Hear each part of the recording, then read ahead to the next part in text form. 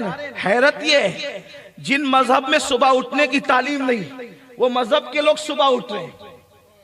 और जिस मजहब में फजर का हुक्म है, अस्सलातु खैरुम मिनन नौम की सदा है, वो मजहब के लोग 3 बजे रात तक के होटलों पे बैठ करके कुर्सियां तोड़ते हैं। 2-2 बजे रात तक के मुसलमानों के मोहल्लों में देख लो, कब शब करते होंगे, ऐसी ऐसी हाकते होंगे। 3-4 बजे जाकर के सोएंगे और 12-1 बजे तक के उठेंगे। यही है। कैसे तरक्की होगी, कैसे तरक्की होगी। मेरे आका फरमाते सुबह का सोना, फजर के वक्त का सोना रिस्क को तंग करता है, रिस्क में तंगी लाता है। अपना नुकसान मत करो, होश के नाखून लो। अहमदाबाद वालों, आप बड़े बड़े खतीबों को सुनते हैं, मैं कोई खतीब नहीं, लेकिन एक फकीर गौस पाक की चौखट का आपके दरवाजे पर सदा लगाने आया हो।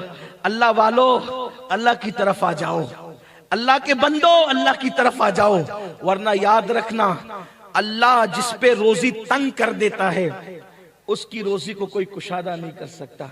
बड़ी माजरत के साथ, मैं तावीज का मुखालिफ नहीं, फजर नहीं पढ़ते, सोते पड़े रहते हैं, तंगी अल्लाह कर देता है रोजी में।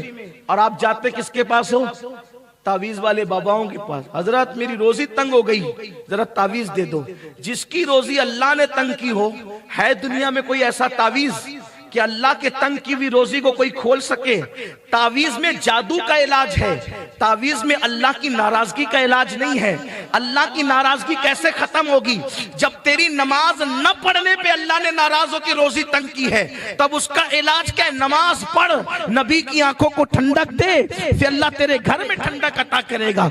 नबी की आंखों को ठंडा कर, नमाज का तोहफा भेज। आका फरमाते हैं जो कुर्रतु ऐनी फिस्सलाह, नमाज में मेरी आंखों की ठंडक है। एक बार मुसलमान नमाजी बनकर तू देख, फिर देख तेरे कैसे वारे न्यारे होते हैं। वल्लाह तेरे घर में रोजी बरकत बरसेगी, रहमतों का नुज़ूल होगा, तेरे बच्चे तेरे फरमा बरदार होंगे, तुझे नेमतें मिलेगी, तुझे बरकतें मिलेगी। अल्लाह तुझे इतना नवाजेगा कि तू रख रख के भूलेगा।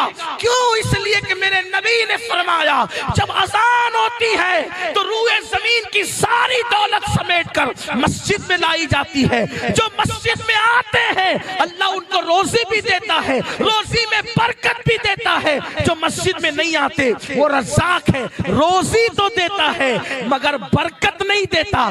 जिसको अल्लाह बरकत नहीं देता उसका कुछ रह नहीं जाता, और जिसमें बरकत देता है थोड़े में बहुत होता है। समझाऊं आपको? समझ लो। देखो, अल्लाह जिससे नाराज होता है उसको बरकत, और जिससे राजी होता है उसको बरकत। यजीद मरा, 8 बेटे छोड़ के मरा। यजीद मरा, 8 बेटे छोड़ के मरा। अल्लाह नाराज, बरकत नहीं देना थी। 8 लापता हुए, न उनका पता, न उनकी कब्र का पता, न उनकी नस्ल का पता, न उनका कोई नाम लेने वाला। अल्लाह ने बरकत नहीं दी। अल्लाह अकबर। यजीद की कब्र का निशान भी मिटा, उसकी औलाद का नाम निशान भी खत्म हुआ। लेकिन हुसैन एक बीमार दुबला पतला ज़ैनुल आबिदीन छोड़ करके गए। अल्लाह राजी था, ऐसी बरकत दी कि करबला से लेकर अहमदाबाद तक के देखो हुसैन के बेटों की एक कतार नजर आ रही है। क्या आप नहीं देखते?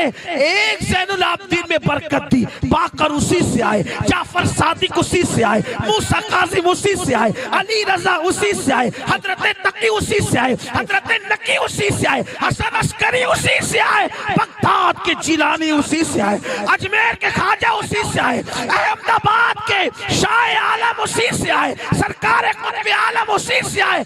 देखो अल्लाह ने बरकत दी। एक छोड़ा था, एक में बरकत कितनी। अल्लाह बरकत दे तो कयामत तक कोई खत्म नहीं, हुकूमत भी खत्म नहीं कर पाए। अल्लाह बरकत दे तो हुकूमतें भी खत्म नहीं। कितना मिटाने की कोशिश की हुकूमतों ने, हुकूमतें खत्म हो गई, आले हुसैन खत्म ना हो। बरकत अल्लाह ने दी, बरकत अल्लाह ने दी। पता चला अगर आल में बरकत दे, आल बरकत दे तो हुकूमतें भी खत्म नहीं कर सकती। हुसैन ने सजदे में सर दिया तो अल्लाह ने आल में बरकत दी। तुम सजदों के पाबंद बन जाओ, अल्लाह तुम्हारी माल में भी बरकत देगा, तुम्हारी आल में भी बरकत देगा। आप कहेंगे क्या माल मिलता है? माल मिलता है। मैं कहता हूं नादान, अपने नबी का फरमान पढ़। अल्लाह के रसूल ने फरमाया जब बंदा सजदा करता है तो खुदा और बंदे के दरमियान के सारे पर्दे हटा दिए जाते हैं। अरे जब सजदे में खुदा मिल जाता है तो कायनात की कौन सी नेमत नहीं मिलती। जो सजदे में खुदा मिलता है क्या नहीं मिल सकता। आओ सजदे के पाबंद बनो, गलती न करो। रात में कोई काम नहीं है तो जल्दी सो, सुबह को जल्दी उठो। मजबूरी है देर से सोते, चलो देर से सो, लेकिन जल्दी उठो। आप कहेंगे नहीं उठ पाता हूं, मैं कहता हूं नमाज की अहमियत दिल में पैदा कर। क्योंकि प्लेन पकड़ने के लिए आंख खुलती है ना आपकी। अगर किसी दिन फ्लाइट पकड़नी है तो आंख खुलती है ना।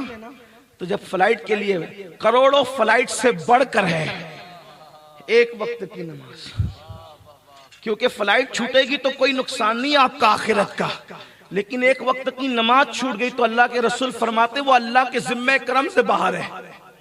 आका फरमाते वो मेरे जिम्मे से बाहर है। सुनियो नमाज के पाबंद